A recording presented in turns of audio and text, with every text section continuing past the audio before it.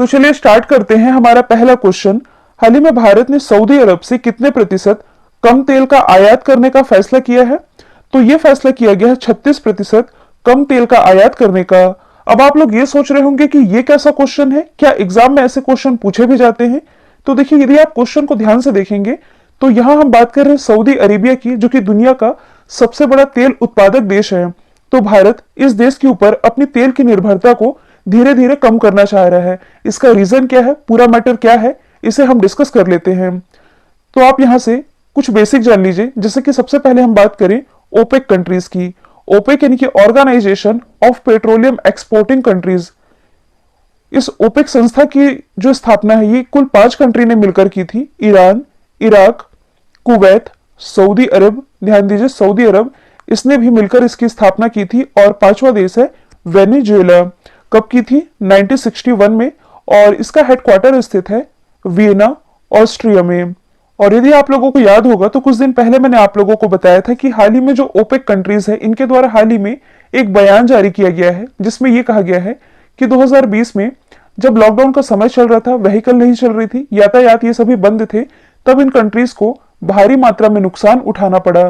तो अब ये कंट्रीज बीते साल हुए नुकसान को इस साल कवर करना चाहती हैं। तो इसके लिए ये क्या कर रही हैं, इन्होंने तेल की कीमतों को बढ़ाने का फैसला किया। तो ये बात भारत को रास नहीं आई, इसलिए भारत ने इन कंट्रीज पर अपने जो तेल की निर्भरता है इसे कम करने का प्रयास किया। जैसे कि भारत का सबसे बड़ा तेल आपूर्तिकर्ता देश अभी तो ये है इराक।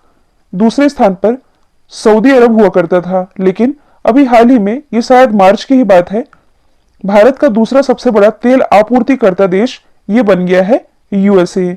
तीसरे स्थान पर है नाइजीरिया और चौथे स्थान पर अब आ गया है सऊदी अरब। मतलब कि भारत की जो निर्भरता है इन देशों पर तेलों के लिए, ये इसे धीरे धीरे करके कम करना चाह रहा है। अब आप लोगों के दिमाग में एक सवाल आना चाहिए कि ये जो अमेरिका है इसके पास तेल का भंडार तो है नहीं, ना ही ये ओपेक का मेंबर है, तो भारत इससे तेल का आयात क्यों कर रहा है? तो इसके भी पीछे एक रीजन है। लास्ट ईयर ही ये जो ओपेक कंट्रीज हैं, organization of petroleum exporting countries, इन्हीं कंट्रीज से यूएसए ने क्या किया था कि अपने पास तेल मंगवा करके स्टोर कर लिया था। और अब अमेरिका क्या कर रहा है कि इन कंट्रीज के कंपैरिजन में कम कीमत पर तेल ये अन्य देशों को दे रहा है।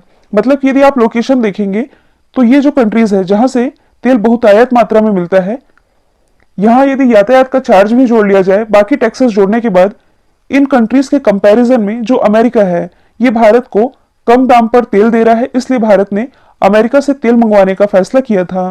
और आप और भी कुछ रिलेट कर सकते हैं। साउथ अमेरिका की एक कंट्री है जिसका नाम है गुयाना, इसकी लोकेशन कुछ यहां पास स्थित है।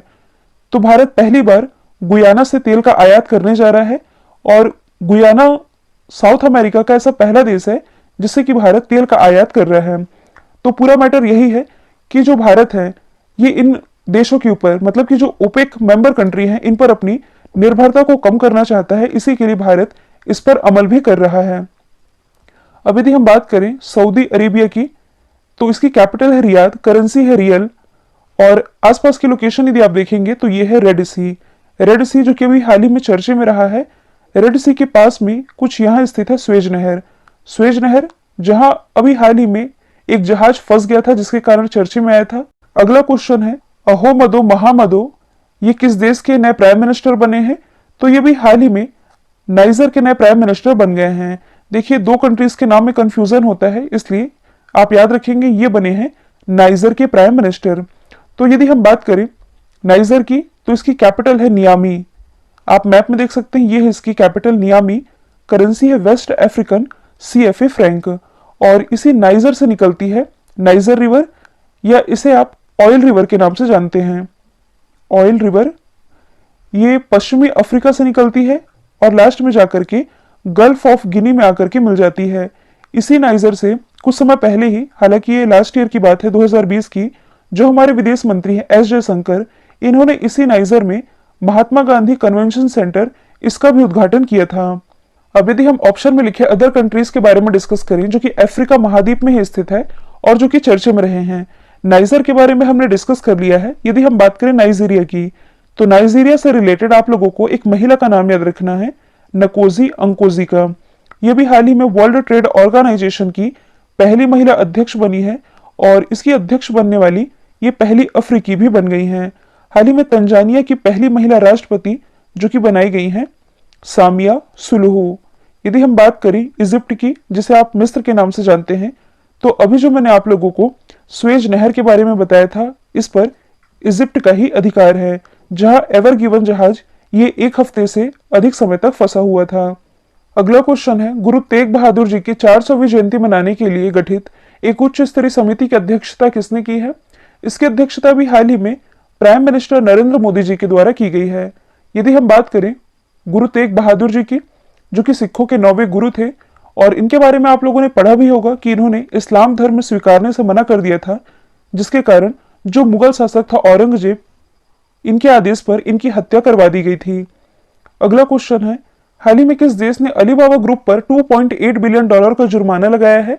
तो ये जुर्माना लगाया गया चाइना के द्वारा। अलीबाबा ये तो चाइना की ही कंपनी है, तो चाइना ने अपने ही देश की इतनी बड़ी कंपनी पर इतना बड़ा जुर्माना क्यों लगाया है? तो इसे हम समझ लेते हैं। सबसे पहले यदि हम बात करें अलीबाबा कंपनी की, जो कि चाइना की सबसे बड़ी ई कॉमर्स कंपनी है, जैसे कि अमेजॉन है, फ्लिपकार्ट है, वैसे ही चाइना की सबसे बड़ी ई कॉमर्स कंपनी का नाम है अलीबाबा, जिसके फाउंडर है जैक मा। जैक मा जो कि दुनिया के 100 सबसे अमीर लोगों की लिस्ट में शामिल है। इन्हीं की कंपनी पर अभी तक लगाया गया ये सबसे बड़ा जुर्माना माना जा रहा है। अब ये पूरा मैटर है क्या? तो देखिए, पिछले ही साल की बात है, जो जैक मा है, इन्होंने चाइना की जो कम्युनिस्ट पार्टी है, इसे ये जताया था कि चाइना के फाइनेंशियल सिस्टम में बदलाव की जरूरत है, ताकि जो कारोबारी लोग हैं ये नई पहल की शुरुआत कर सके। और तभी से चाइना की जो सरकारी मीडिया है, इसने जैक मा के खिलाफ ऑनलाइन दुष्प्रचार करना शुरू कर दिया। मतलब कि लगातार इनकी इमेज खराब करने लगे। कहने का मतलब है कि एक बार इन्होंने चाइना की व्यापार व्यवस्था पर सवाल क्या उठाया, चाइना की सरकार इनके पीछे हाथ धोकर पड़ गई है। और ऐसा माना जा रहा है कि चाइना के जो प्रेसिडेंट है शी जिनपिंग, इन्हीं के इशारे पर इन्हें पूरी तरह से बर्बाद करने की कोशिश की जा रही है। मतलब कि इन किन प्रकार किसी भी तरह से इन्हें लपेटा जाए और इन्हें किसी जाल में फंसाया जाए। अब बोलने की आजादी तो हर किसी के पास होती है, अब हर देश भारत तो नहीं होता ना। तो यही है कि अलीबाबा के जो फाउंडर है जैक मा, इन्होंने एक बयान जारी किया जो कि यहाँ की सरकार को पसंद नहीं आया, जिसके कारण मतलब कि किसी तरह इन्हें फंसा करके $2.8 बिलियन का जुर्माना इन पर लगा दिया गया है, जो कि अलीबाबा ग्रुप पर लगाया गया सबसे बड़ा जुर्माना माना जा रहा है। यदि हम बात करें चाइना की, इसकी कैपिटल है बीजिंग, करेंसी है रेन मिनवी, प्रेसिडेंट है शी जिनपिंग। एशिया की जो सबसे लंबी रिवर है यांगची रिवर, ये चाइना में ही प्रवाहित होती है। और ये जो आप देख रहे हैं जिनजियांग प्रांत, ये भी चर्चे में रहा है, क्योंकि अच्छा, ये चर्चे में आया क्यों था? क्योंकि यहाँ उइघर मुस्लिम, इन्हें यहाँ प्रताड़ना दी जाती है, जिस पर रिपोर्ट बना करके अभी हाल ही में बीबीसी के द्वारा प्रस्तुत की गई थी, जिसके कारण चाइना ने इस न्यूज चैनल को यहाँ बैन भी कर दिया था। अगला क्वेश्चन है, हाल ही में मेगा व्यापारिक समझौते पर हस्ताक्षर करने वाला पहला देश कौन बना है? तो ये बन गया सिंगापुर। मेगा व्यापारिक समझौता मतलब कि हम बात कर रहे हैं RCEP की, रीजनल कॉम्प्रिहेंसिव इकोनॉमिक पार्टनरशिप, जिसे आप हिंदी में कहते हैं क्षेत्रीय व्यापक आर्थिक साझेदारी। और ये जो RCEP है, ये चाइना की अगुवाई में किया गया दुनिया का सबसे बड़ा मुक्त व्यापार समझौता है, यानी कि फ्री ट्रेड अग्रीमेंट है। इसकी मेंबर कंट्रीज हैं, मतलब कि आसियान की 10 मेंबर कंट्री, इसके अलावा 5 अन्य। कौन है 5 अन्य? Australia, China, Japan, south Korea और न्यूजीलैंड। ये है इसकी मेंबर कंट्रीज, जिन्हें आप मैप में भी देख सकते हैं। खास बात यह है कि ये जो कंट्रीज हैं, मतलब कि आसियान का जो हिस्सा है, यहाँ विश्व की 1/3 आबादी निवास करती है और पूरी दुनिया की 30% GDP का प्रतिनिधित्व ये RCEP कंट्रीज करती हैं। यहाँ से आपको ये याद रखना है कि RCEP का सदस्य भारत नहीं है। भारत क्यों नहीं है? तो इसका भी कुछ रीजन है। तो RCEP का सदस्य ना बनने के पीछे भारत का एक प्रमुख कारण है कि ये जो समझौता है, इसके तहत सदस्य देशों के बीच आयात पर लगने वाला जो टैरिफ है, इसे 92% तक कम करने की बात कही गई है। और उस हिसाब से यदि देखा जाए तो भारत को बीते वर्षों में काफी नुकसान उठाना पड़ रहा है, जिसके कारण भारत इसकी सदस्यता को स्वीकार नहीं कर रहा है। लेकिन अब इसकी सदस्यता को, मतलब आप कह सकते हैं कि समझौते के तहत हस्ताक्षर करने वाला जो पहला देश है, ये बन गया है सिंगापुर। सिंगापुर की यदि हम बात करें, इसकी कैपिटल है सिंगापुर सिटी, करेंसी है डॉलर, प्राइम मिनिस्टर दोबारा से बनाए गए हैं, इनका नाम है ली सियोन लुंग। एप्पल के द्वारा विश्व का पहला तैरता हुआ फ्लोटिंग रिटेल स्टोर यह सिंगापुर में ही स्थापित किया गया है। इसके अलावा हाल ही में उत्तर प्रदेश के सिद्धार्थनगर से इसी सिंगापुर को बुद्धा चावल या आप कह सकते हैं काला नमक चावल ये भी सप्लाई किया गया है। अगला क्वेश्चन है, बराक परमाणु ऊर्जा संयंत्र ने किस देश में अपना वाणिज्यिक परिचालन शुरू किया है? तो इसकी शुरुआत अभी हाल ही में की गई है यूएई में। अब ये क्वेश्चन इसलिए भी इंपॉर्टेंट है क्योंकि यदि आप लोगों को याद होगा तो कुछ दिन पहले मैंने आप लोगों को बताया था कि यूएई के द्वारा इसका पहला परमाणु ऊर्जा संयंत्र स्थापित किए जाने की घोषणा की गई थी और ऐसा करने वाला ये पहला अरब कंट्री बन गया है।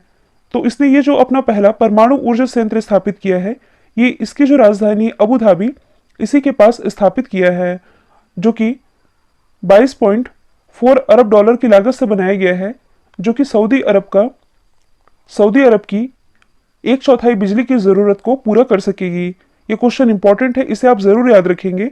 और इसके लिए जो यूएई और अमेरिका ने एक द्विपक्षीय समझौते पर हस्ताक्षर किए हैं जिसे आप 123 समझौते के नाम से जानते हैं।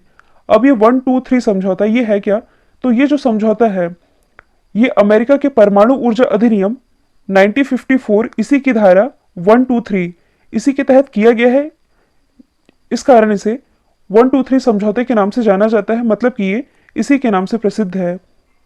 यूएई की यदि हम हिस्ट्री की बात करें तो ये 1971 में अस्तित्व में आया था। उस हिसाब से यदि देखा जाए तो 2021 में, मतलब कि इस साल, ये अपनी आज़ादी की 50वीं सालगिरह मना रहा है और इसी खुशी के मौके पर इसने लास्ट ईयर ही, मतलब कि 2020 में, अपना पहला मार्स मिशन जिसका नाम है होप ये लॉन्च किया था, जो कि इस साल इसकी 50वीं सालगिरह तक मंगल के ऑर्बिट में पहुंच भी चुका है। फर्स्ट क्वेश्चन में मैंने आप लोगों को ओपेक के बारे में बताया था जिसकी स्थापना 1961 में की गई थी, तो ये इसका मेंबर 1967 में बना था। यूएई की कैपिटल है अबू धाबी। यूएई में स्थित है दुबई जहां विश्व का सबसे ऊंचाई पर स्थित यानी कि दुनिया का सबसे ऊंचा झूला ये यहीं स्थापित किया गया है। और यूएई की करेंसी क्या है? तो ये है दिरहम। आप देख सकते हैं ट्रॉपिक ऑफ कैंसर यानी कि कर्क रेखा इसके बीचों बीच से होकर के गुजर रही है। कुछ यहाँ पास स्थित है हॉर्मुज स्ट्रेट। हाल ही में केंद्रीय मंत्री पीयूष गोयल ने किस राज्य में हंसडीहा गोड्डा रेल लाइन ये राष्ट्र को समर्पित की है? तो ये समर्पित की गई है झारखंड राज्य से। इसकी जो लंबाई है ये 32 किलोमीटर है और इसके उद्घाटन के साथ ही नए रोजगार के अवसर सृजित होंगे और ये कनेक्टिविटी को बढ़ावा देने में भी हेल्प करेगी। इसी की जो शुरुआत है, मतलब कि इसका उद्घाटन केंद्रीय रेल मंत्री पीयूष गोयल जी के द्वारा किया गया है। अगला क्वेश्चन है, हाल ही में किस देश की नौसेना ने हिंद महासागर क्षेत्र में फ्रीडम ऑफ नेविगेशन ऑपरेशन का आयोजन किया? तो इसका आयोजन अभी हाल ही में यूएसए की सेना के द्वारा किया गया है और ये न्यूज अभी चर्चे में इसलिए भी आई क्योंकि इस ऑपरेशन के लिए इसने भारत से परमिशन नहीं ली थी। क्यों नहीं ली थी? क्योंकि देखिए, सबसे पहले आप ये समझ लीजिए कि ये जो फ्रीडम ऑफ नेविगेशन ये है क्या? तो ये एक अंतरराष्ट्रीय कानून है जिसके तहत जो दूसरे देश के जहाज है ये अन्य राज्यों में हस्तक्षेप नहीं कर सकते। लेकिन बीच में एक और कानून आ जाता है जिसका हवाला यूएसए के द्वारा दिया जा रहा है। ये कानून कौन सा है? समुद्र के कानून का संयुक्त राष्ट्र सम्मेलन, जो कि 1982 में यूनाइटेड नेशन के द्वारा अपनाया गया था, लेकिन ये 1994 से प्रभाव में आया था। ये क्या कहता है? तो इसके अनुसार किसी भी देश का, मतलब कि विशेष आर्थिक क्षेत्र जिसे आप स्पेशल इकोनॉमिक जोन कहते हैं, इसका उपयोग करने से जहाजों को नहीं रोक सकता। यह है अंतरराष्ट्रीय कानून। मतलब इस पर भारत का तो ये कहना है कि आप हमारे एरिया में आकर के ये ऑपरेशन कर रहे हैं तो इसके पहले आप हमारी परमिशन लीजिए। लेकिन यूएसए क्या कहता है कि एक अंतरराष्ट्रीय कानून है UNCLOS, जिसके अनुसार किसी भी देश के जो SEZ स्पेशल इकोनॉमिक जोन होता है इसका उपयोग करने से किसी भी जहाज को नहीं रोका जा सकता। तो इस पर भारतीय नौसेना ने क्या कहा है कि किसी भी तटीय देश की जो एक्सक्लूसिव इकोनॉमिक जोन की जो सीमा होती है ये कहाँ से कहाँ तक होती है? आप लोगों ने पढ़ा भी होगा।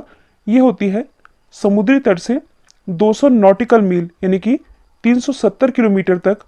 इसका जो क्षेत्राधिकार है ये इसी देश के पास होता है जो कि इसके समुद्र तट से दूरी पर स्थित है।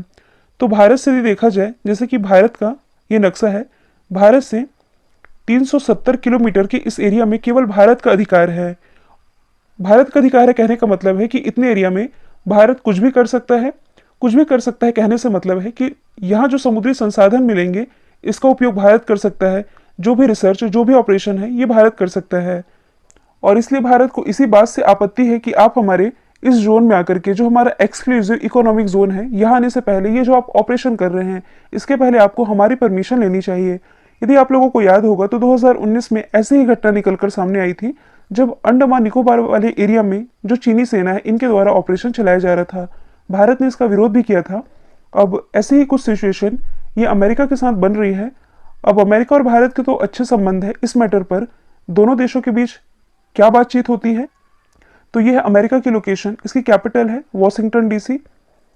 यहाँ के प्रेसिडेंट है जो बाइडन। यहाँ के उपराष्ट्रपति हैं भारतीय मूल की कमला हैरिस। इसके अलावा कुछ यहाँ स्थित है सार गैसो सागर। यह है ग्रीनलैंड, जो कि दुनिया का सबसे बड़ा द्वीप है। यहाँ स्थित है अलास्का, जहाँ भी हाल ही में भारत और चाइना के बीच, अमेरिका और चाइना के बीच पहली उच्च स्तरीय बैठक का आयोजन किया गया था। यह है मैक्सिको, ये है यूएसए। ऐसी कौन सी नदी है जो कि यूएसए और मैक्सिको के बीच अंतरराष्ट्रीय सीमा बनाती है, तो ये है रियो ग्रांडे रिवर। अगला क्वेश्चन है, किस राज्य ने 14 दिवसीय मास्क अभियान की शुरुआत की है, तो इसकी शुरुआत अभी हाल ही में ओडिशा गवर्नमेंट के द्वारा की गई है। क्यों की गई है, तो जिस हिसाब से पूरे देश में कोरोना का संक्रमण तेजी से फैलते जा रहा है, इसके प्रति लोगों को अवेयर करने के लिए इस मास्क अभियान की शुरुआत ओडिशा गवर्नमेंट के द्वारा की गई है। ये ओडिशा से रिलेटेड कुछ फैक्ट हैं जो कि आप पढ़ सकते हैं। सिमलीपाल भीतर कनिका नेशनल पार्क ये यहाँ स्थित है। भारत का सबसे बड़ा बांध, भारत का सबसे बड़ा हॉकी स्टेडियम राउल किलम बनाया जा रहा है, भारत का सबसे बड़ा फायर पार्क, ये सभी यही ही बनाया जाएगा। ये क्वेश्चन रिवीजन के लिए रखा गया है। भारत के नए राजस्व सचिव ये कौन नियुक्त किए गए हैं, तो ये बन गए हैं तरुण बजाज। तरुण बजाज जो कि 1988 बैच के हरियाणा कैडर के आईएएस ऑफिसर हैं। इसी क्रम में जो अजय सेठ हैं, अजय सेठ, इनकी नियुक्ति आर्थिक मामलों के सचिव के रूप में कर दी गई है। यदि हम अदर ऑप्शन को डिस्कस करें तो राजीव गौबा ये हमारे कैबिनेट सेक्रेटरी, अजय कुमार तो ये हमारे डिफेंस सेक्रेटरी, जबकि अजय कुमार भल्ला ये हमारे होम सेक्रेटरी। तो ये सभी आप याद रखेंगे। कल जो मैंने आप लोगों से सवाल पूछा था, इसका राइट आंसर था पाकिस्तान। पाकिस्तान और चाड फुटबॉल फेडरेशन को इससे निलंबित किया गया है। अब आप लोगों के लिए आज का सवाल है, छत्तीसगढ़ वीरानी पुरस्कार से किसे सम्मानित किया जाएगा, तो इसका जो भी आंसर कमेंट बॉक्स में बताइएगा। वीडियो यदि पसंद आया है तो लाइक कीजिए, शेयर कीजिए और चैनल को सब्सक्राइब करना बिल्कुल मत भूलिएगा। तो आज के लिए इतना ही। Thank you so much.